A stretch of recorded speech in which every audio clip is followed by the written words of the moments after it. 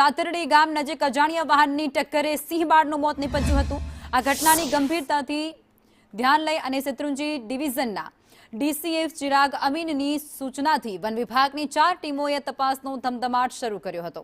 Patrolling અને toll નાકાના CCTV footage ફંફોડવામાં આવ્યા હતા અને ત્યારબાદ આખરે આ હિટ એન્ડ રનનો કેસ ડિટેક્ટ કરાયો છે।